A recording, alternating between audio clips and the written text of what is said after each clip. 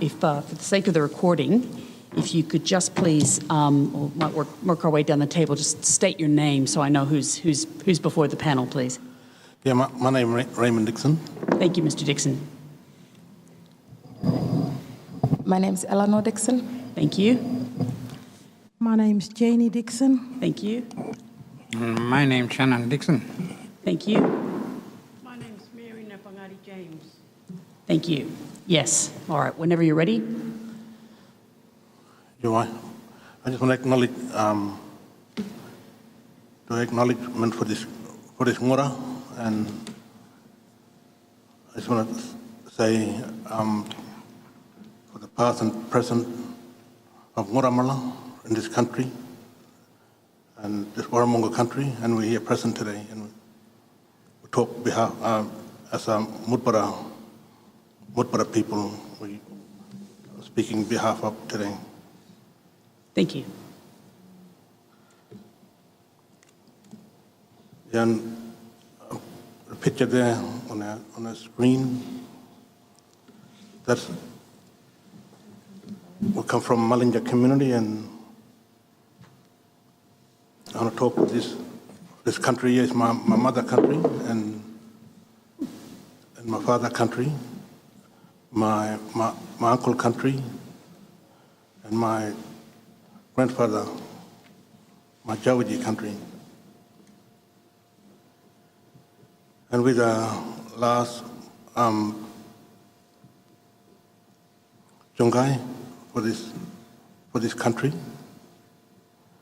myself and my brother and my sister, and the youngest here, my daughter Elenor, she's the one will be the next generation of that country. And in that country, we have flood every year. You can see it, that picture there. Sometimes it can get really bad, really full. And we cut off every year. And that's in the wet season. And that water, it means a lot to us and that country. That water, it holds a lot of special things for us, and songline, our biggest one,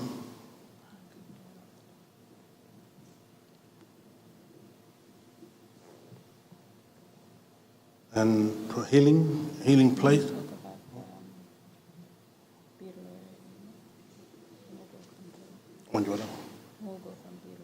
Yeah, and also that water, it comes all the way from Beetloo, yeah, from on top, where the basin is. Yeah, you know? I can see that screen there. Hello.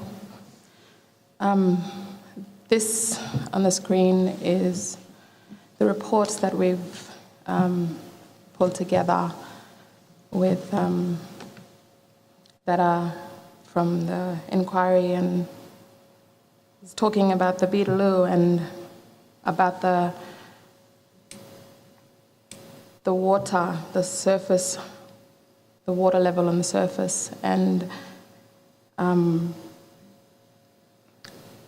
every year, the picture on the left is what happens every wet season for us. And as you can see in the middle, that's just the creek bed. So every year, we actually have more than just what the creek holds itself. And the water, it travels from Lemon Bight. It fills up every October. Like that season in November, October.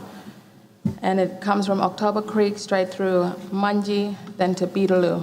Fills up all the little water holes, then into Newcastle Water,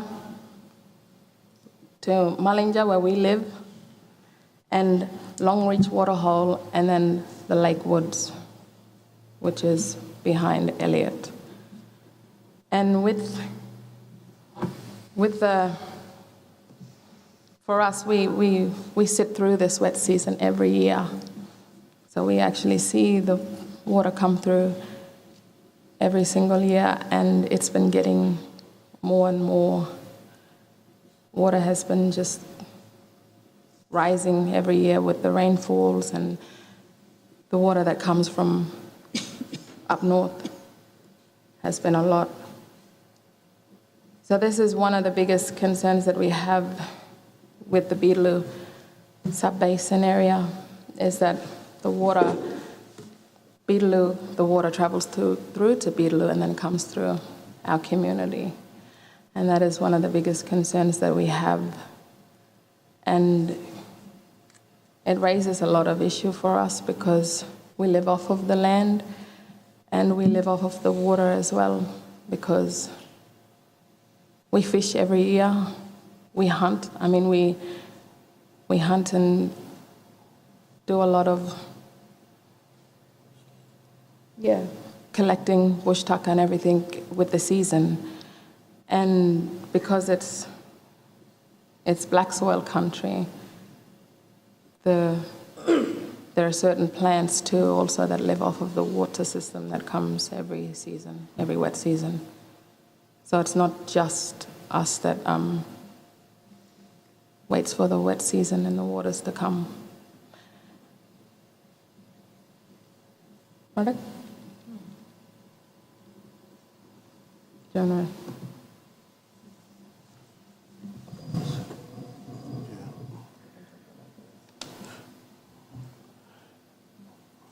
Yeah, going back to the songline, is one of our main thing for us in indigenous throughout, not our songline, and you run through that water. That water carry that songline for us. It's been there for 1,000 years, or 40,000, or maybe more now, and we're still doing our culture, and we're still carrying all that what's been passed down to us. And it's a special place for us, and songline is our main thing. It's a kuchiga that we call him.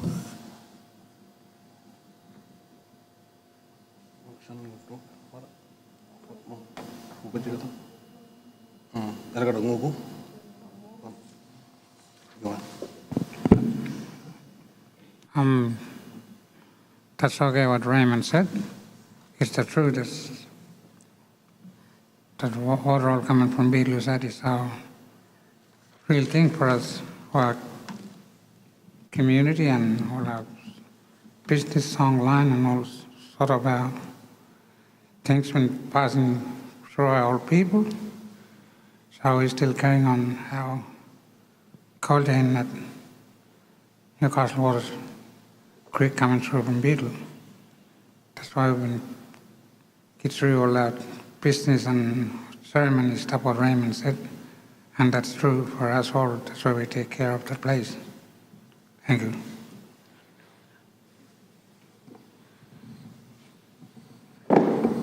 My name's Mary. I'm just a community member in Elliot, and my concern is about the water. It is the source of life for us. Basically, how it's going to impact us as a whole and human beings with this fracking, looking at the bigger picture. It's just too much, emotionally, spiritually, mentally. We don't know what the future's going to hold. And with the songline comes the land, how the land and the environment, the impact of poison water, the surroundings, and we do live off the land. Not only that, it's our health. That's looking at the bigger future. We do have a higher rate of health problems, and it's just going to seem to go worse and worse. Do we have a say when it comes to the 99-year lease, as we are being dictated to by the government, not listening to us, with the intervention? Where do our people stand? Do the mining companies take over, or are they listening to the government? Where does that leave us as a minority in the land that we live off? The industry doesn't listen to our people, because the land is, throughout the songlines, land belongs to other people. Or do they just listen to the one group of people?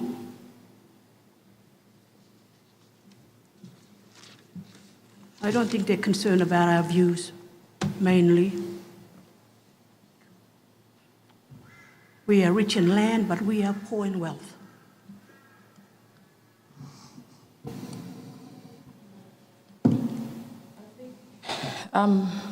The most important thing for us is that we need to be taken in consideration, because we have been here for so many years. Our culture, the word culture is just a word in a Whitefella dictionary. But underneath that culture is layers of survival for humanity, all of humanity.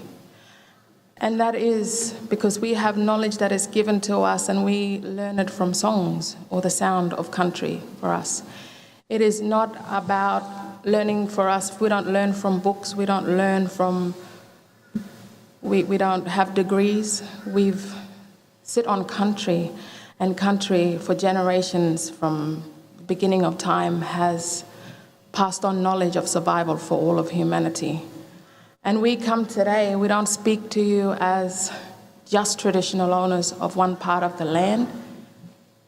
We come to you as people, as humans, because everybody in our culture, in our traditions, we carry the responsibilities for all of humanity. Our people, us, the Aboriginal people of this land, have been living. We've survived for so long, and we're still here with our culture, and it's time now that we get acknowledged and we share that purpose with all people.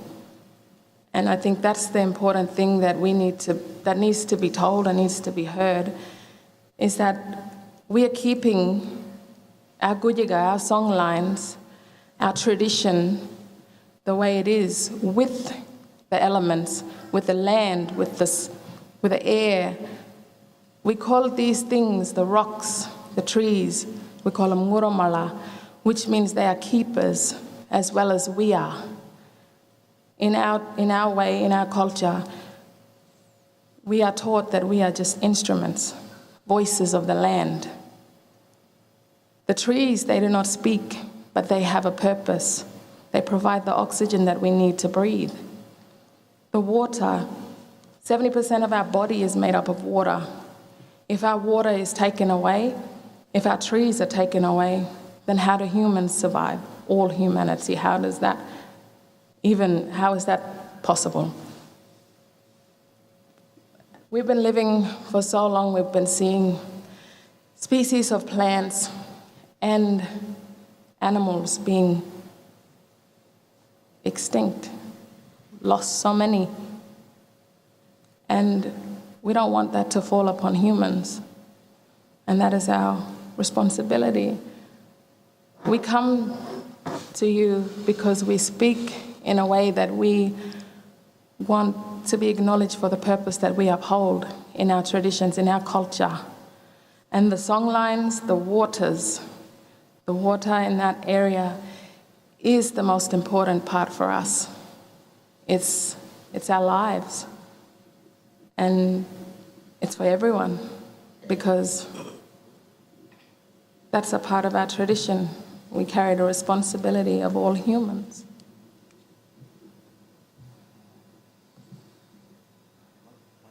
You know, the next one.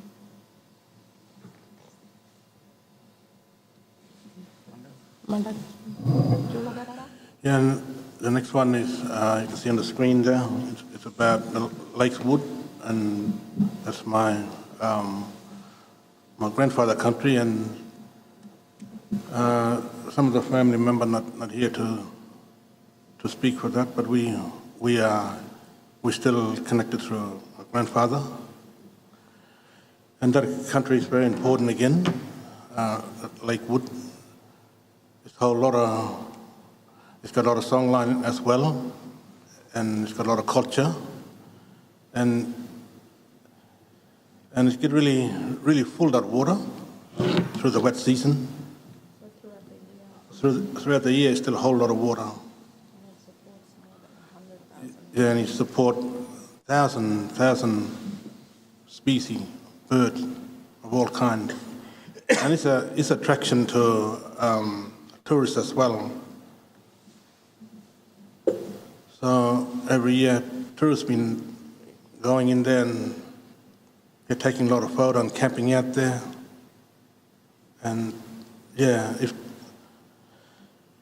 the fracking gonna go ahead and it's gonna cause damage, and yeah, it'll be a sad water hole, this one, yeah. It'll be a sad lake to see if the fracking gonna go ahead, yeah.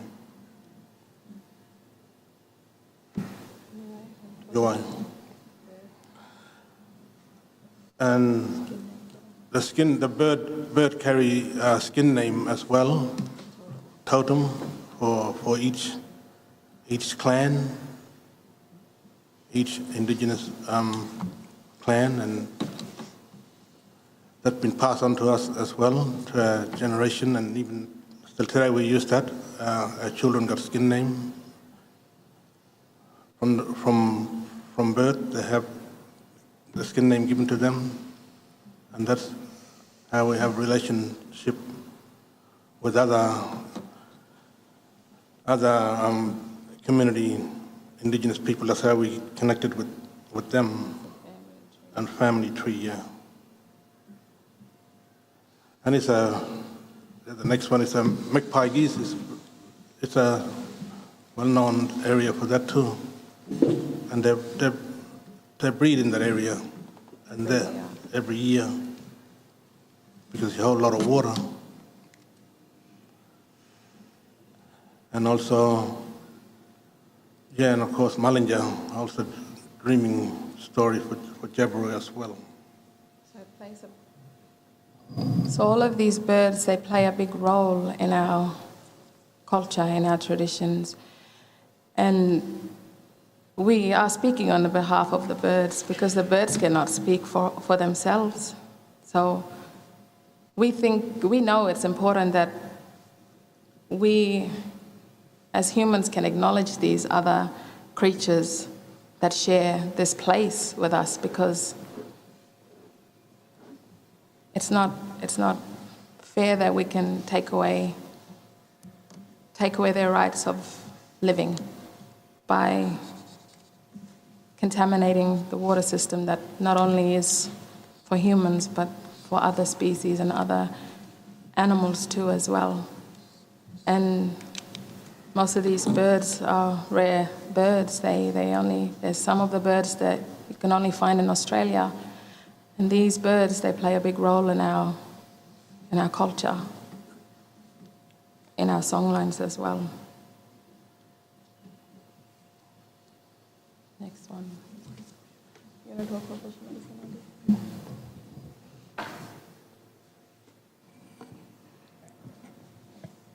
We have bush medicines at home, and it is very important, bush medicine for us. It grows at home, and we collect them, and it's on our land and on the ground, and it is very important, our bush medicines.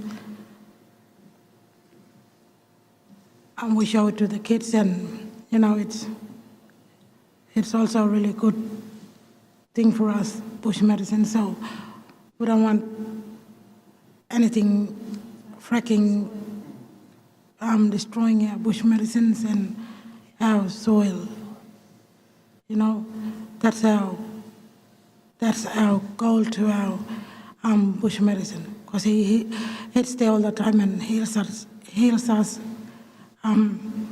at home. It's everywhere. And one, for example, is the grubumi, we call it. It's one of the only plants that is and grows near the lake because of the soil. And in the creek bed, we have clay. So the creek bed is always soft, always moist. It never hardens. So it's always, every year, even when wet season comes through, the water always goes down, but there's still a lot of water that sits underneath because of the clay. We have really, really thick clay in the creek bed. But on the side, we have a lot of, the soil is, the black soil, it helps for most of our bush medicines that we get every year when the season's after wet season. The one that we always get is the one that's called grubumi, and it's the one that we traditionally use every year for healing of stress and bones and muscle and internal organs. And it is a knowledge that's been passed down for so many years, and it's one of the things that is important for us. And we have to acknowledge these plants as well, not just the animals, but because there's a cycle that we go by every year that the plants use, the animals use, and we use as well. And I guess the soil in our area too is one that it's not really found anywhere else, but yeah, and so the bush medicine, specific bush medicines we use are just in our area, which we know is important for us.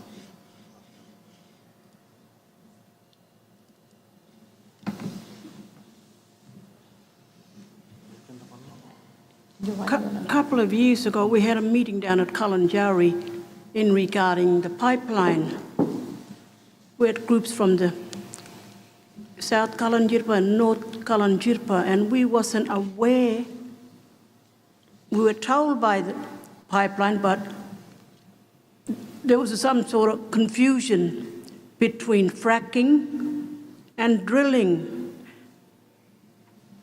and that company never told us the truth, as most of our people have that yes boss mentality. But now this time we know what fracking means and how it's gonna impact on our lives. You know, with these land council, they're not being honest and telling us what this is about. Therefore, we don't have a say of our rights when it comes to land rights. It's always about the land councils. We are just being used and being controlled. To be quite honest, no say. It's so frustrating that it's took 2-3 years knowing what fracking really does to our land. Our water holes back in the early days were poisoned throughout the massacre, but this time around it's with technology.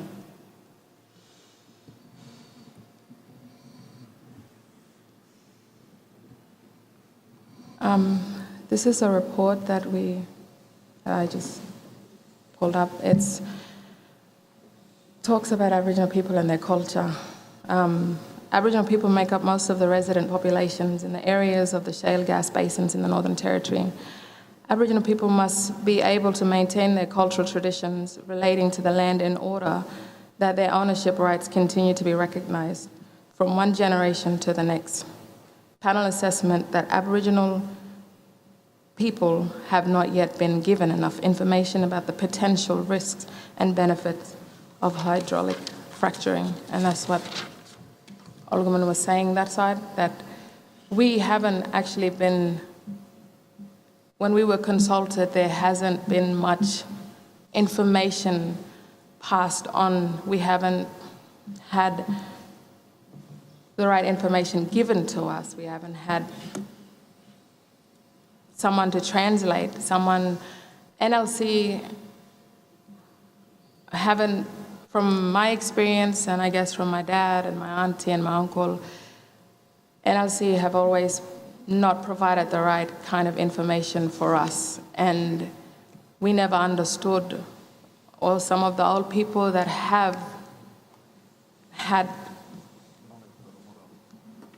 been, the information hasn't been passed on properly. So fracking, I mean, most of the words in English we don't have in our language. So it's very hard for our people to actually understand what's going on. And agreements have been made without really acknowledging what it's all about. Like, it's not even, the right information has not been passed on. And we have as much knowledge for the country as anything else would. I guess we have more knowledge of the land. We know where there's water when there's no water. We know when there's things that need to be found. We've lived off the land for so many years, but this time around, it's just getting harder and harder, and our knowledge have been pushed down. And it's not fair, because we need to share the knowledge, I guess, and our voices need to be heard. And we need representatives from Northern Land Council to be honest, because they should be speaking up for us or helping us and listening to our point of view and listening to what we have to say and pass on the right message. But from our experience, we haven't had that.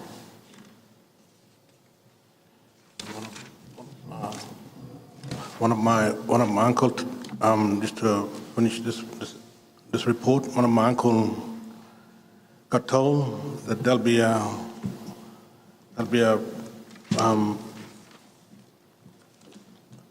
only one sort of well they're gonna put down on your water, and he didn't understand that they're gonna maybe put more instead of one. That's why, and we're talking about all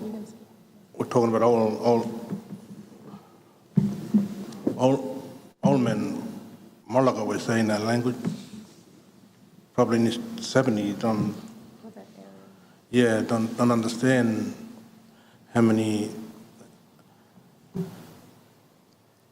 well gonna be put down on that Yulu, on that rock, on that Omara. I say Yulu in my language is the dirt, and Omara is rock in my language.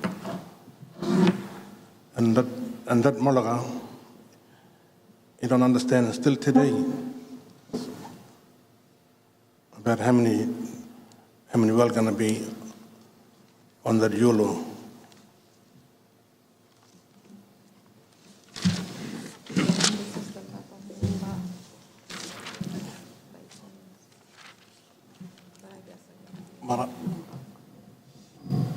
I guess this is the map of the basins of the gas wells that are going to be put in to the Northern Territory. The green area is the part that we come from. So obviously that's a big circle.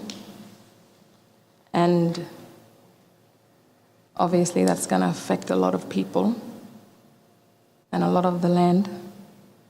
And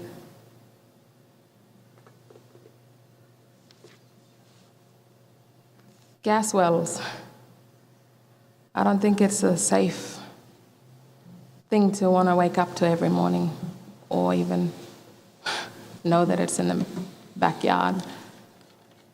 If you look at the numbers, that's a lot of numbers, a lot of numbers. How is it that the next generation, will there be 67,343 people existing after all of these gas wells are put up? I don't think so. Because in our knowledge, these gas that are sitting underneath the surface, they play a big role for us. They have a purpose, and our purpose is to speak for that part of that land, for the gas itself, for the things that are existing on the land, for everything in that area. I wonder how many people have come out there and stood on that land and seen that lake and see how much the lake plays a big role in that area. Because that's just a map that shows you circles about which part of the country that's going to have gas wells and that's going to be affected. If you was to come on the country and see it, you would see that it's not just like that. There's actually a lot of things living on there, and it's a big area. It's a really big area. And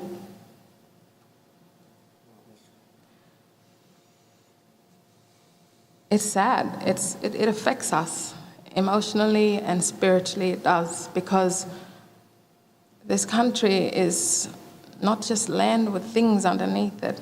This land has its purpose. The earth has its purpose. Like, we haven't created this earth. The earth has created itself. Humans have come out of the earth. That's in our knowledge. We have that. Our culture's been around for so many years because of that knowledge. And it's important that we voice these things, because the land cannot speak for itself. And the next generation cannot speak for itself. We want the next generation to come along. We want the future for our children to be a good one, to be able to wake up in the morning and breathe air, good air, and have good water systems. And it's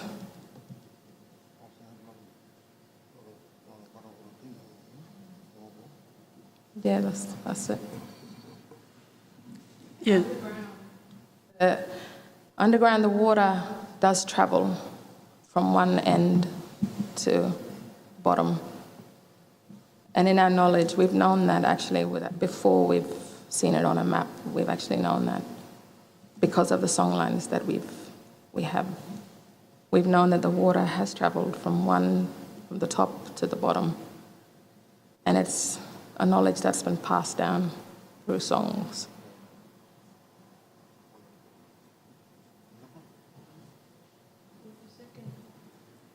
Paragraph or summary, it doesn't mention health.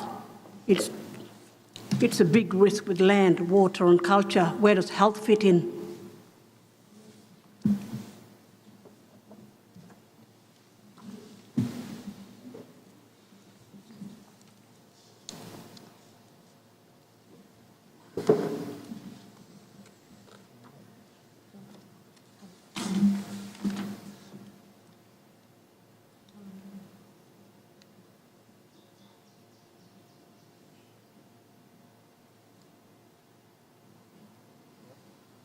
Yeah.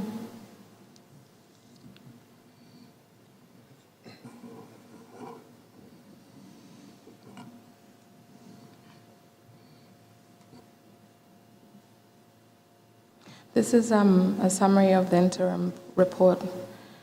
The estimate provided by Origin, Pengjia, and Santos suggests that the combined developments over the next 25 years could result in between 1,000 and 1,200 wells associated with around 150 pads.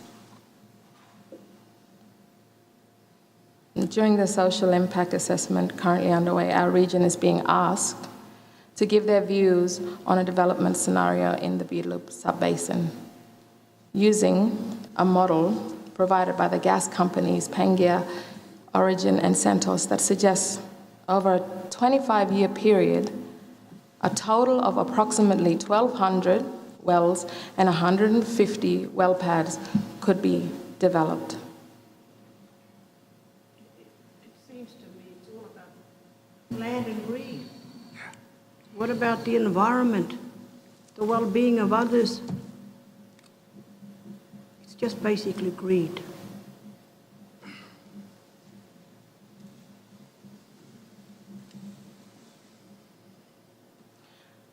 We've had a consultant come to us and have talked to us about the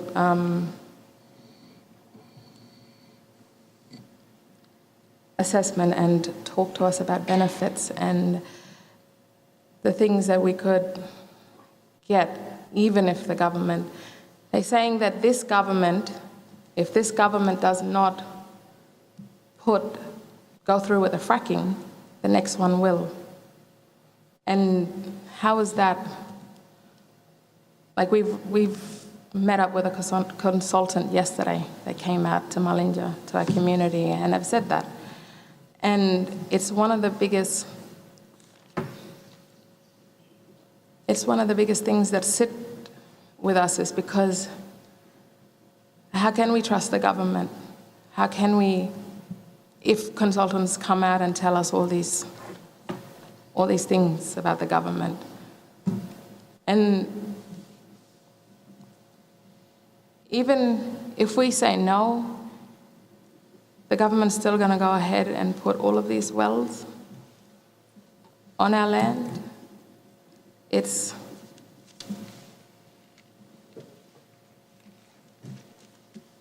going to take away a lot of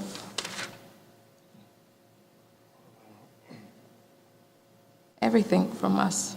And saying that they also said that we could benefit, we could work out we could come to some sort of understanding with the government, where the government could give us some benefits, that we could build whatever we want, we could get how many cars we want, we could have housing, our houses fixed, we could get whatever we wanted to happen on our community. And it's all money talk, really, behind that. With the intervention,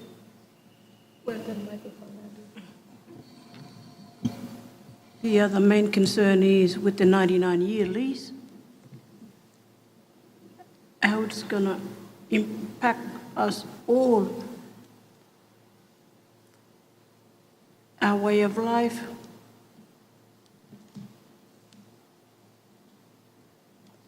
We don't really have a say when our community members say yes to 99 years lease.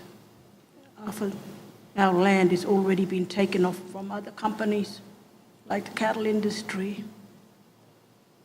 It just shows that it's a power game between the companies, and our people don't have a say. To be quite honest, our land is slowly taken off us through the damages that gonna go ahead with our country. Just spiritually, culturally. We won't have any cultures or the song lines anymore. It's the top, but what about our water underneath?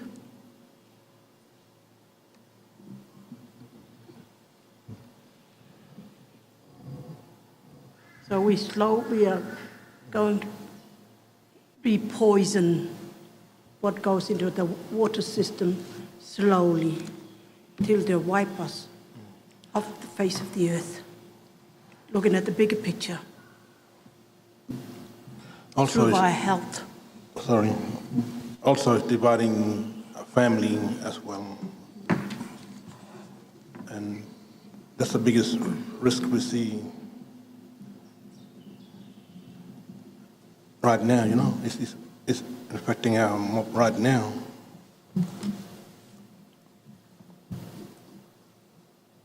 There was one time we used to sit around the campfire. My cousin, brother, my auntie, uncle. Once they heard about these things come up for their country, no more sitting around the campfire. This thing take away that. Expecting it right now, you know, we're in that position right now, and we can't get that back.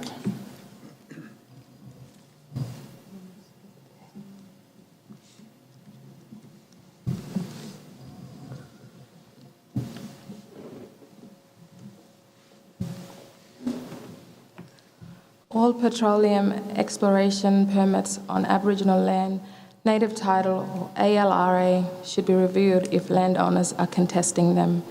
At the moment, we are being blocked by the Northern Territory government, the land councils, and the gas companies when we try to find out what agreements have been made on our own land. It is an expensive and difficult process for our people to navigate and understand, and we are being told that agreements are commercial in confidence, even when we are the recognised landowners for an affected region. During consultation meetings, the land councils are not showing our people what fracking gas fields look like in a production stage.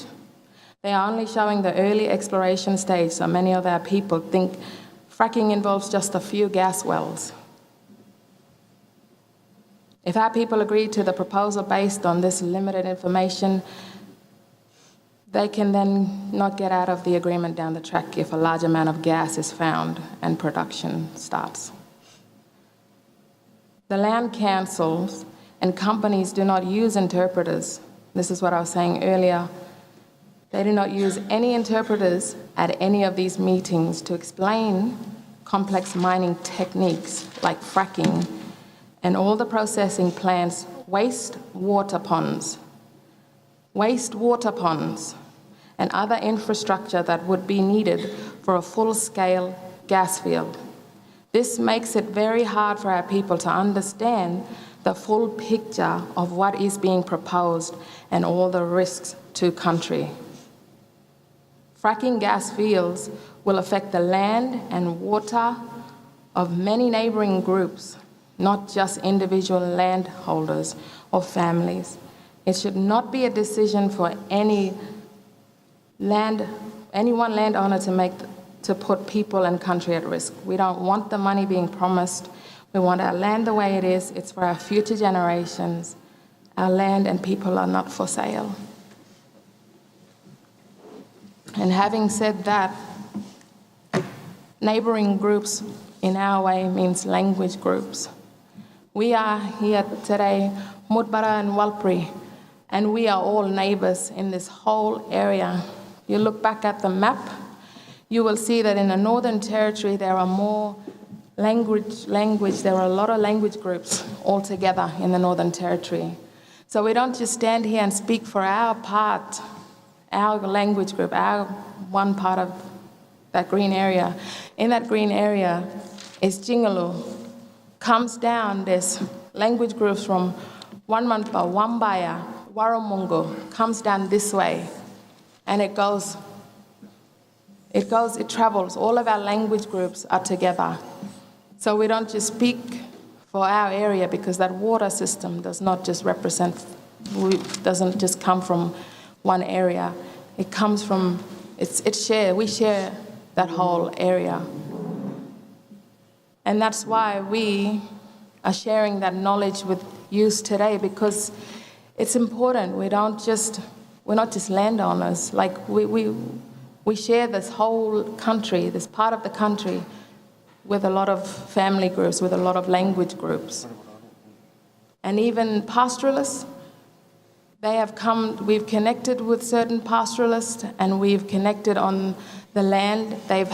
We've helped each other to share our knowledge on the land and our seasons. We've worked together, done mustering for many years. My grandfather was a drover, was a police tracker, and all of these things before technology.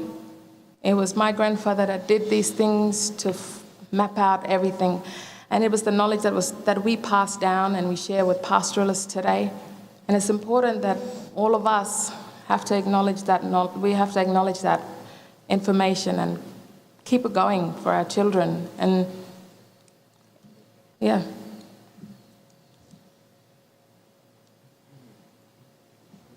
Amanda, do you want to say anything?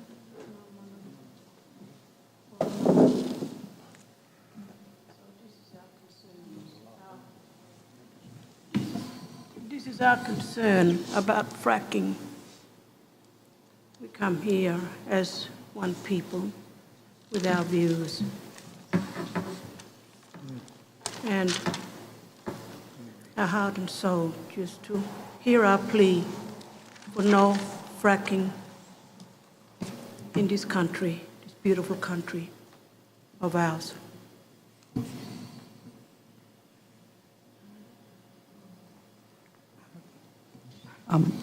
Thank you very much for coming and speaking to us and giving us this very powerful first-hand account of what you're concerned about and what the potential impacts could be of fracking on your country. This is a very important submission that you've made today to the panel. Very important indeed, and we thank you very much. I know that some of you have driven a long way to get here. In fact, all of you have driven a long way to get here. I recognize you from before, from meeting you before, so thank you again. I just wanted to have one comment and then one question, and then there might be others from the panel who have questions. First of all, in relation to human health, I think you said that there was no mention of human health in Chapter 11. We have mentioned it in Chapter 10. There's a whole chapter on human health, but maybe we need to also mention it in Chapter 11 as well. But we will think about that. But there is a whole chapter on human health in the interim report. That's the comment. The question is, and I do, and please forgive me if this sounds like a stupid question, but how do you think that the fracking will cause damage to the water? What do you think will happen? Sorry, these are important words, and I want to make sure that they're picked up. Poison in a way with chemicals, and we live off the water when we're out bush, how it's going to affect the old environment where we get our native bush foods and native wildlife that we depend on.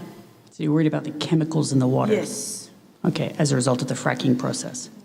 I'd like to say something about that. Yes, please. Because just a few weeks ago, we've had some people come over from the Dakota pipeline, and we've met and sat and talked about the situation that's going on their land, and some of the Indigenous people from Canada came over too as well, and we've had a really good conversation because they passed on the knowledge and experience that they've been having on their land. And as we know, they are also the Indigenous people of that part of the world, and they have the same knowledge as we do. And they spoke about the risks and all the things and the health, especially the health, because it has affected people as well in so many ways. And the gas that is underneath, the shale gas that's underneath, is not for breathing. It's not the kind of gas that you would use, that we would use. It's there for a purpose, and it's there underneath the ground. And if something would happen in one of the wells and the structure would in our soil, it would not last.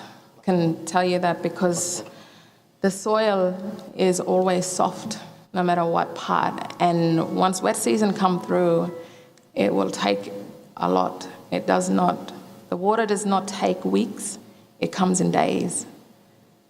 And if the gas was to spread on the surface level, it would affect everything. And it would not be safe for us to live there at all, because the water that comes up, when it comes out every year, it comes right up to the community. It comes to the school grounds in our community at Newcastle Waters. The water comes right up to the school grounds. And that's our children. And that is health risk. That is really a risk that we're taking if the government goes through with fracking. So you're worried about the gas coming up from the ground, leaking from the ground as a result of the drilling and the fracking, and then getting into the water, and then that water coming and contaminating everything. Okay, I just wanted to understand that process. Thank you. Yes, I think Dr. Ritchie's got a question. Yes, thank you very much for that wonderful presentation. And just a few questions from me, because I'm going to try and get you to help translate some of the words you've used that some of my colleagues might not understand. They're pretty simple words for you. The first one, you talked about Jungai. Would it be possible for you to explain to my colleagues Jungai, Minaringi, and what the two responsibilities are? We use that the term as like a policeman. So Jungai is the policeman. Yeah. Custodians. Yeah. Okay. Right. Yeah. Thank you. The second one, you talk about the Gujiga and the singing through that. Just to again explain to my colleagues that what each leg of that Gujiga really, there is it's talk, they're songs for the land, and just sort of talk so we understand more. It's played in a big role, that one, as a song, as we do initiation ceremony in our culture. And that's what I suppose I'm getting at, just to confirm that each of that song is about places on the land. It's about sites. It links sites up across the land. Would that be right?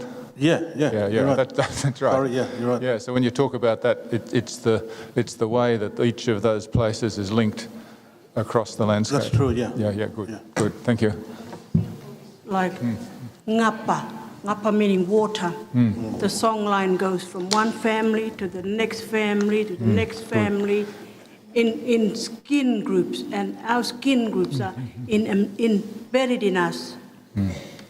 It what holds us when it comes to land connection, spiritually and culturally.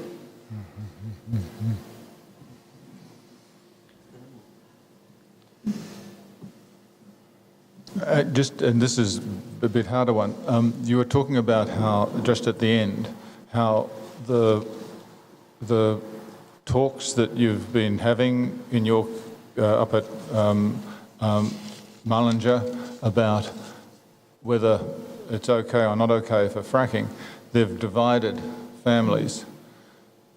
Was that a divide along the Minaringi Jungai, or is it a divide, just different families? Or how come there's a split? And everybody's talking, Family group, neighbouring family groups. Like neighbouring family, and it's been across the board from top end.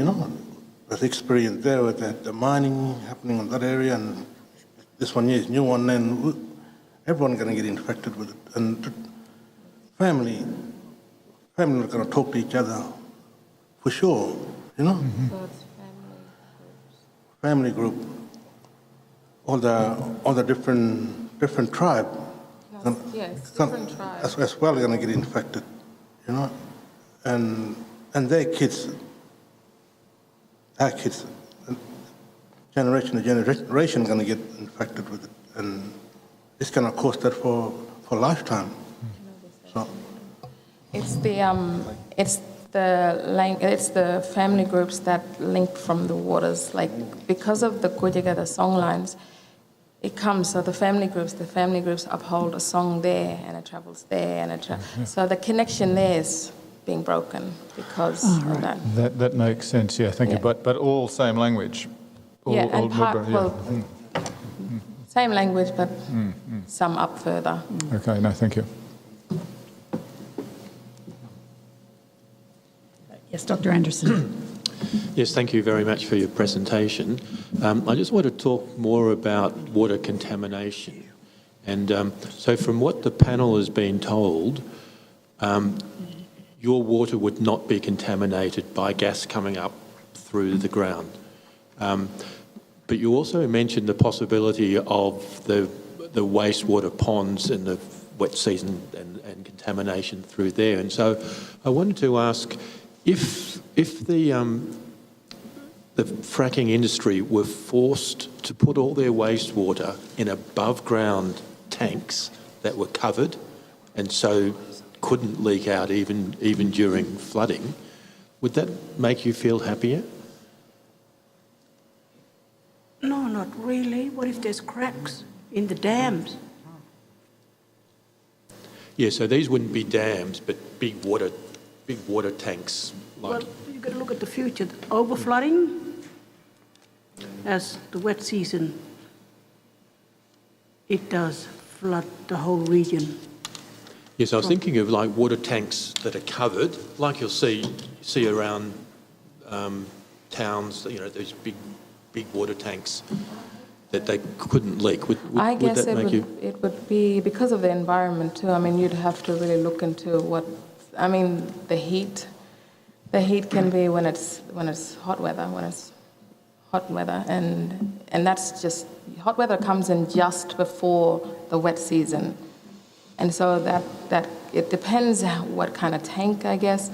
But I guess the truth behind it is that we know that it's just unsafe on all levels, because it's the land that needs needs nothing on it or in it or under it. Like, it's just, even if you say that it's safe in some ways, but knowing the land and knowing what happens and the seasons, and you'd have to like live on the land to know that sometimes things don't always go to plan when it's the seasons. The seasons, they change real quick, and hot weather can be really intense. Wet season, the water has just been rising and rising every year, and it's always coming in like a day or two, and it always flows like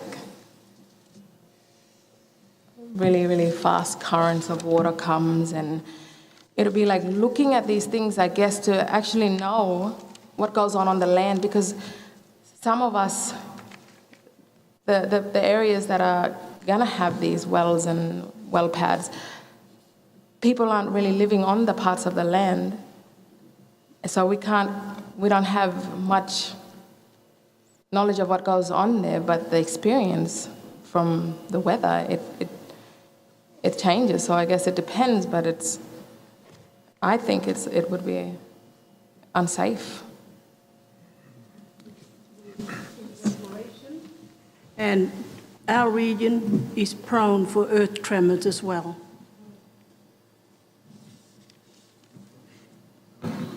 Going back to the black soil, soil is, like we said earlier on, is pretty weak. You know, it's like quicksand. It's pretty soft. It gets hard when it's dry season, but still down the bottom, it could be a bit risky. You know, still be wet, or still hold water. Especially if you puncture a part, we have earth tremors too. So it'll. Dry season comes and then wet season. So you think about it, how the land moves. The land would crack in dry seasons, and then in wet season, all of the cracked part would be filled with water, and then it would open up, and then there'd be new waterways being created. And so it would be really unsafe on any terms, I guess. Yes, Professor Hart, last question. Thank you very much for a fantastic presentation. I really enjoyed it. One of the things I really enjoyed, and I think moved me, impressed me, was a little quote up there, because I do a lot of work down south in the Murray-Darling Basin on environmental flows, the need for more environmental water. That quote of yours, the water is alive through the songlines. Great stuff. I'm going to use that, if you don't mind. That's excellent. And look, thanks for that photograph. We'd love to get hold of the aerial photograph of the floodplain. We've not seen anything like that before, and in fact, the information that you've given us and previously too is really good about surface water flows. We know a lot. We need to know a lot more about the groundwater, which is very important too, but so is the surface water. And we know that now that a lot of it comes down in the wet season. So you've really told us very nicely the importance of the flows during the wet season and the fact that it fills Lake Woods and Longreach, Billabong, Newcastle Water and so forth. I'm just wondering, not those more permanent water bodies, but there'll be other, what we call temporary water bodies. They might only last for 2 months, 3 months. They might actually last through the dry season. Are they important to you? And if they are, why are they important? Like little Yeah, the water holes. Yeah, well, I think the little water hole, they're all still connected to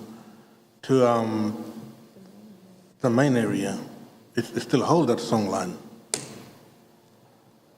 And even the trees, even the birds, they're all connected.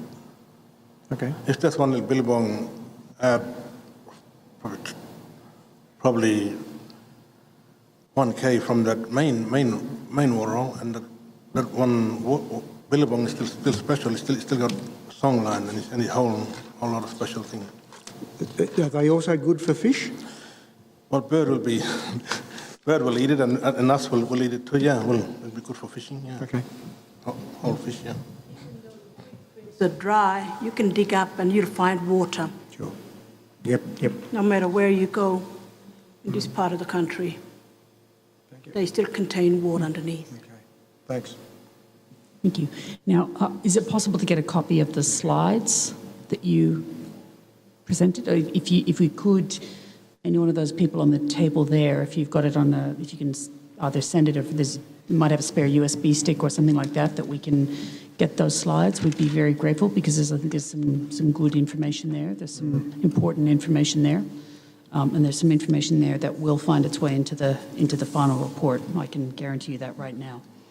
Thank you again very much for coming all this way. I very much appreciate the considerable time and effort that you've spent coming here, presenting to the inquiry. We're very grateful. Thank you. And that concludes the public hearings in Tennant Creek. Thank you.